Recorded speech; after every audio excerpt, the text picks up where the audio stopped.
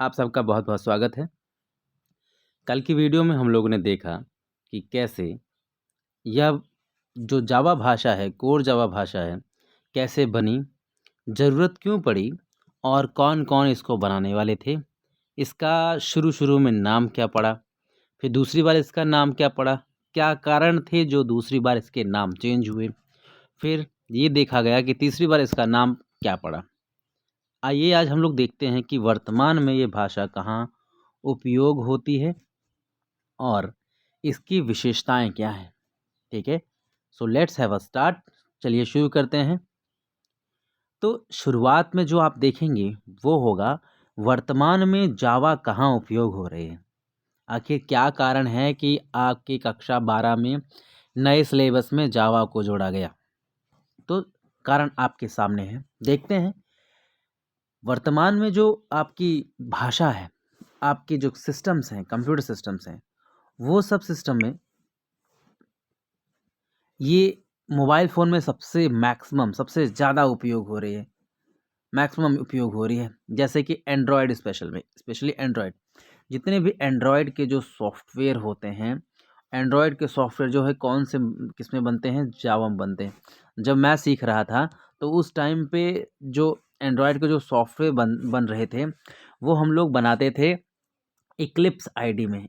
Eclipse ID, एक मैं बताऊंगा इक्लिप्स आईडी क्या होती है। आईडीई बोलते हैं उसको, इक्लिप्स। और उसमें कोर जावा और एडवांस जावा का उपयोग हुआ था।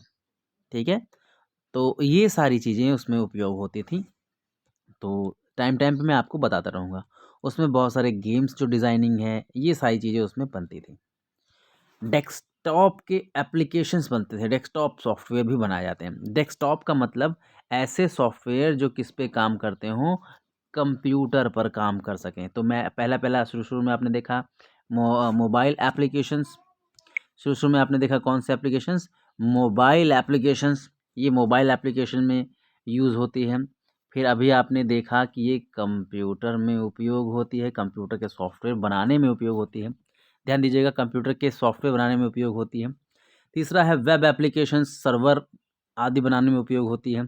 गेम्स डिज़ाइनिंग में उपयोग होती है। डेटाबेस के कनेक्शन में उपयोग होती है। और दुनिया की जितनी भी डिवाइसेस हैं, जो इलेक्ट्रॉनिक्स हैं, लगभग लगभग उन सब में जावा का उपयोग होता है। कहना क्या चाह रहे हैं, जावा का उपयोग कहाँ कहाँ किया जा सकता है? जावा का उपयोग वेब एप्लीकेशंस में किया जा सकता है। वेब एप्लीकेशन मतलब वेबसाइट संबंधी सॉफ्टवेयर, ऐसे सॉफ्टवेयर जो ऑनलाइन चलते हों, चाहे वो वेबसाइट के रूप में हो, चाहे उसमें ऑनलाइन कोई काम होता हो, तो उसे वेब एप्लीकेशंस कहेंगे। दूसरा, इसके द्वारा मोबाइल एप्लीकेशंस भी बनाए जाते हैं। मोबाइल एप्लीकेशंस माने ऐसे सॉफ्टवेयर जिनमें जो मोबाइल फ़ोन पे ऑपरेट होते हैं, मोबाइल एप्लीकेशन भी बनाए बनाए जा सकते हैं। तीसरा जो मोस्ट इम्पॉर्टेंट है, वेब एप्लीकेशंस जो डेस्कटॉप में भी आ जाता है, लेकिन एक अलग से नोट करते हैं, डेस्कटॉप एप्लीकेशंस में भी इसका उपयोग होता है। कहने का मतलब, जो डेस्कटॉप है उसके लिए अगर सॉफ्टवेयर बनाना हो तो आप उसके लिए भी उपयोग में ला सकते हैं जावा को। ठीक है, और भी बहुत सारी चीज़ें हैं जिसमें जावा का उपयोग होता है। आइए आगे बढ़ते हैं। आखिर ऐसा क्या है जावा में जो ये इतनी ज़्यादा वाइडली यूज़ हो रही है? सो देखते हैं। जो सबसे पहला पॉइंट आता है कि ये पहली बार ऑफिशियली 1995 में आई। कब आई थी? सन 1995 में आई। शायद आप समझ पा रहे होंगे हम क्या कहना चाह रहे हैं। 1995 में आने के कारण ही यह पहली बार ऑफिशियली 1995 में आई। जावा 1 के नाम से लॉन्च हुई थी। जावा 1 माने कि उस समय जो इसका नाम था क्या था? जावा 1 था। जब ये लॉन्च हुई थी तो जब ये नहीं समझ में आ रहा था कि इसको क्या कहा जाए, तो उसको कहा गया क्या? जावा 1। जावा 1 कहा गया था। ओके, उसके बाद के नाम से ये लॉन्च हुई थी। साथ में जावा 1 को बाद में 1995 में नाम चेंज करके क्या रख दिया गया था? जेडीके 1.0, जो कि 1995 में आया था। ये पॉइंट्स आपको ध्यान में रखने हैं। ये सारे पॉइंट्स आपको ध्यान में रखने कि ये कब आया था? 1995 में आया था। सेकंड वन, तब इसको जेडीके के नाम से जाना जाता था। जेडीके। अब ये क्या है जेडीके? जेडीके का जो पूरा नाम है वो है जावा डेवलपमेंट किट, एक ऐसी किट जिसका उपयोग जावा के सॉफ्टवेयर बनाने में उपयोग किया जा सकता है, उसमें सारी चीज़ें उपलब्ध होंगी। अच्छा, दूसरी चीज़, आज वर्तमान में जावा जो उपयोग हो रही है, जो सॉफ्टवेयर जो आया है बनाने के लिए उसका जो नाम है वो है JDK SE7 स्टैंडर्ड एडिशन, सन माइक्रोसिस्टम एडिशन 18 चल रहा है, जो सन 2022 में लॉन्च हुआ था। तो आपको दो चीज़ ध्यान में रखनी है, एक कि पहला वाला JDK 1 लॉन्च हुआ था 1995 में, और JDK 18 लॉन्च हुआ था 2022 में, अभी एक साल पूर्व की बात है। अब ऐसे जावा में क्या है जो ये बड़ा ही वाइडली यूज़ होती है, तो जावा की कुछ निम्न विशेषताएं हैं, कुछ निम्न प्रमुख विशेषताएं हैं। जैसे पहली जो विशेषता है वो कौन सा है, वो है ऊप्स, ऑब्जेक्ट ओरिएंटेड प्रोग्रामिंग, सारी चीज़ें ऑब्जेक्ट के रूप में होंगी। दूसरी चीज़, ये सिंपल है, जो भी इसकी कोडिंग वगैरह है वो कैसे है, सी भाषा जैसी है। तीसरी चीज़ ये है क्या, ये सिक्योर है, सुरक्षित है, इसमें पॉइंटर का उपयोग नहीं होता है।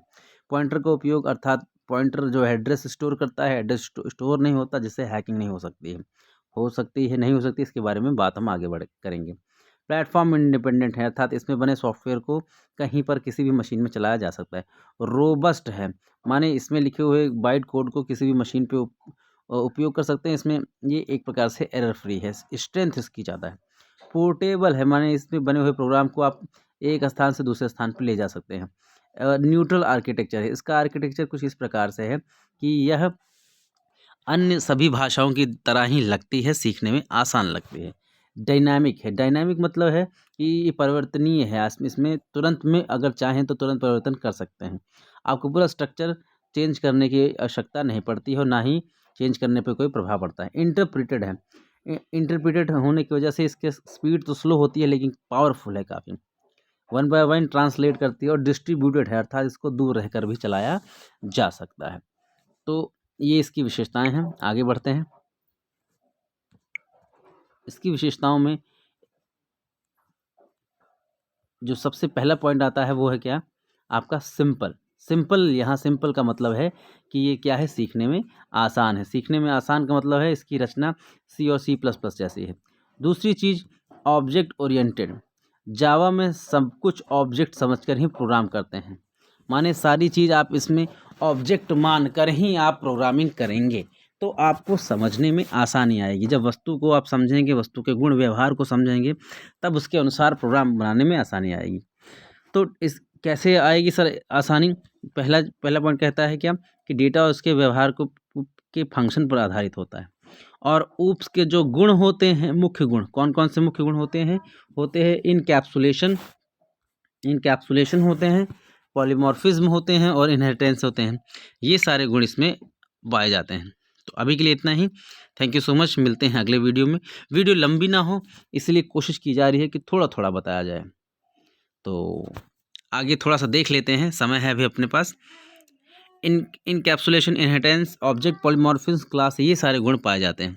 अब प्लेटफॉर्म इंडिपेंडेंट का मतलब क्या है, प्लेटफॉर्म इंडिपेंडेंट का मतलब क्या है कि इसमें लिखे हुए ये राइट वंस, WRE मतलब है राइट वंस, रन एवरीवेयर, या run everywhere, anywhere.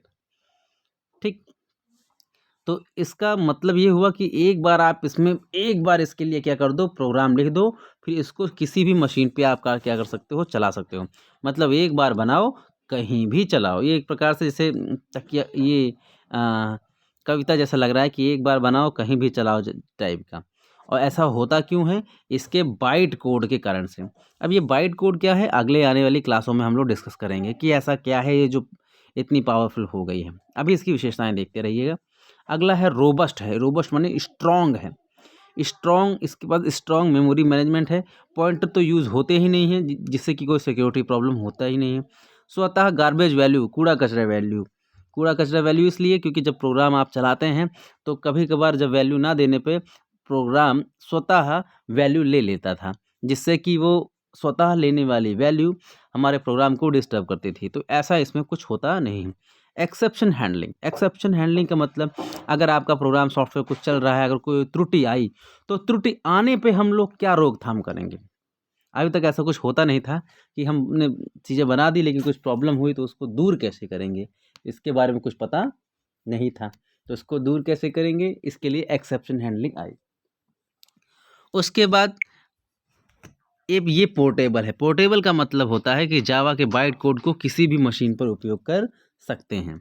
High performance का मतलब है कि ये अन्य से तेजी से कार्य करता है।